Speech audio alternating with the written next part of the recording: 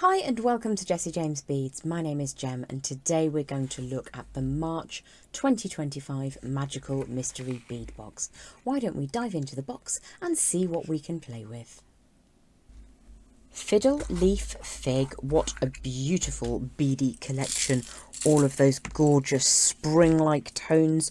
We've got caged crystals, rondelles, matte, opaque, super shiny, beautiful silvery metallics as well.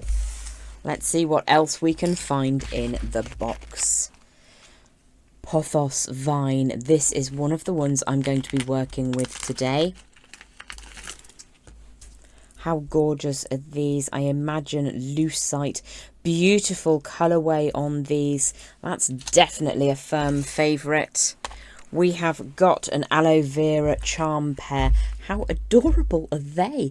Perfect earrings or home decor for the person in your life who loves gardening in the conservatory. There are cool components in the conservatory. Really gorgeous colourway on those. Let's see what we've got strand-wise. There's Terracotta Dreams. How beautiful a collection. You've got beady beads and shine, matte, and these gorgeous, almost pumpkin-like beads too. Not to mention these absolutely vast and beautiful stones. We have got Begonia Garden. This looks like an absolutely glorious and really very generous bead mix. Got some of my favourite ceramic beads in there, as well as this gorgeous inlaid effect wooden bead. We've got this fantastic, looks like it could be on the road towards a plant pot made of wicker. How gorgeous is that? A barrel bead with lots of possibilities. Loads to play with in that mix.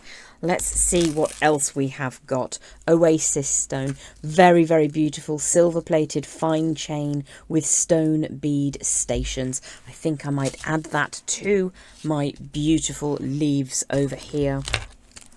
Another massive strand here, carved ceramics and these very, very beautiful diamond shaped stones. Not to mention some of my favourite saucer spaces in botanic gardens. I like to think of this chain. It's called Weeping Fig, but it will always in my mind be a Grecian goddess chain. Last but not least, I've got these absolutely fantastic ferns. Hello, my name is Fern. How beautiful are they? I'm going to make those into earrings because they're just too cute not to. That is our March 2025 Magical Mystery Bead Box. Today we're going to work with Pothos Vine and Oasis Stone. To make our Pothos Vine earrings, we're going to cut the chain up into random segments.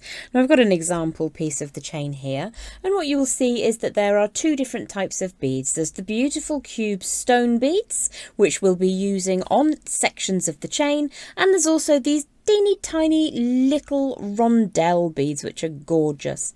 Please also take a close look at the chain, and what you'll see either side of those small beads are slightly larger loops. Now they are the ones that we're looking to keep intact because they make it ever so slightly easier just to attach everything together. So when you come to cut your chain apart, if you scoot over that lovely rounded rondelle bead and just clip next to it, you will end up with sections of chain that have a slightly larger loop on the end.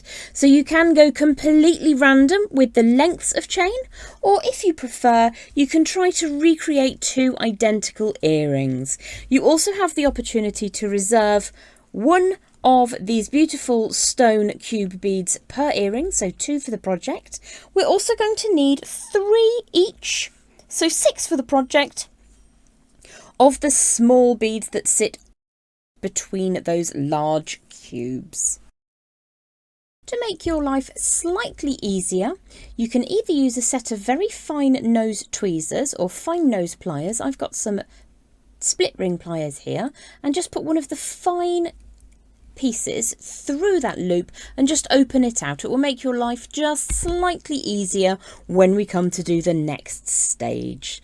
So for each of my 3 drops on the earring, I'm going to be using one of the leaves. You could bundle them up. They do actually look quite charming when you put one in front of another like so, but I like them singularly. So what we're going to do is to connect a length of chain. We're going to use one of the tiny beads and we're going to choose one of our leaves. The wire I'm using today is quite a fine wire. This is 22 gauge and I'm working with silver plated copper.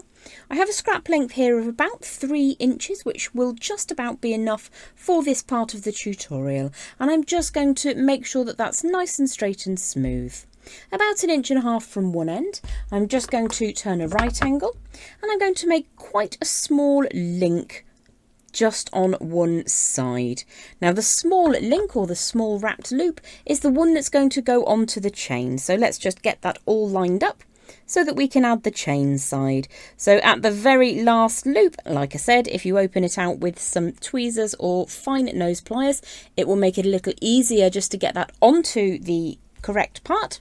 I'm going to grip across that circular form and then bring that tail round a good 3 times. Let's try and keep that nice and tight.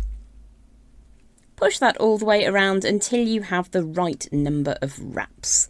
Now, because this is a little bit of a random one, it doesn't matter if you've got 3 wraps or 4 wraps. But because we are working with quite a fine wire, it makes sense to have 3 or 4 wraps at least so that we can retain some strength in the design. Let's just smooth that down and find that teeny tiny bead which we freed from the chain. So once that's onto the piece, what we're going to do now is put a right angle again on the far side of that bead, turn that over, and this time we're going to use the large side of my memory wire finishing pliers. You can simply use round nose pliers or your bail makers. I'm going to make that quite a large form. Might even open that out slightly. Now don't press these together too hard when you're creating that rounded form, or you might dent the wire. So let's just give that a very gentle squish across the round part, not where the wires cross over, and then open that up slightly. And then we can pop our leaf onto that circular form. Now with some of the leaves you need the loop to be larger than the other leaves, but you can, because we're working with a nice flexible wire, just push that back into position once you have got that leaf inside the round form you've chosen to work with. Let's scoot that bead back up into its position. So let's grip across that round form whilst we're holding the leaf out of the way and draw the tail around until we fill the gap, making sure that the bead is fully enclosed between 2 nice tidy columns of wire wrapping. So once that's in position, I'm just going to cut away the end section, less than 1/2 inch there, pop that in the pot. Once you've got both of those sides wrapped up, you have the opportunity just to close up the last little bit of that wrapping. It's a little bit tricky to do it before everything has come together, so let's just take a look. There's the sticky uppy bit. Be careful that you don't compress down on the bead because it will shatter. And then just close that up neatly. So what we will do is do this 3 times with your random lengths of wire and your chosen leaf designs. So let's just bring in a couple that I prepared earlier. I like to do them at 3 slightly different lengths, and you can have the large stone blue bead higher or lower, doesn't really matter. It's entirely up to you how you think that will look. So these won't be an exact pair, they will be random because they're different sizes. So to connect everything together at the top, we need a little bit more of that 22 gauge silver plated wire. And I'm just going to cut a length from my spool of around 6 inches, far more than I need, but it'll give me an opportunity to use up scraps later. Smooth and warm that through. Now up at the top, we're going to use a very similar technique as we did when we attached the leaves to the chain, in so much as we're going to add a bead on in just a moment. So let's just hold that in position for now. Turn a right angle at one end. I'm going to come around about 2 inches from one end, and I'm going to make a reasonably sized loop, probably with the large side of those memory wire finishing pliers. Apply just a little bit of strengthening and then slide on all of my component parts. So again, if you need to open up those ends on the chain, you can do so with either tweezers or very fine tipped pliers. And it might be one for close-up glasses day to day as well. So once you've got all 3 of those chains attached, we're just going to repeat the exact same process. So I'll grip across the rounded form, draw the tail of wire all the way around until that wraps at least 3 times. If it gets a bit loose, you can tighten that up like so. Just bring that down into position and then continue wrapping until you've got 3 wraps. Now, because I'm going for a slightly more haphazard or asymmetric design, I'm not even going to count how many wraps are on the other earring because these will be completely different to one another. Let's trim that away and get that into the scrap pot. Again, it's much easier to tidy this little sticky uppy part down once you've got your bead into position. So this just slides off the chain. And I thought I should show you that now, so you can, once you've decided that you don't need this little section of chain, you can grip hold of one side and simply pull the bead off that chain. It will come quite easily. Bring that out of the way, and then you have got one of those beads to use just up at the top here. You can, of course, if you prefer, use the tiny beads that we took from the chain earlier. So let us now make a right angle up at the top on the far side of that cube bead. And then this time I'm going to make a slightly smaller rounded form because it just needs to go into my earring finding. Now again, when I'm holding the pliers just to get that round form in position, if you press really hard, you will damage the wire.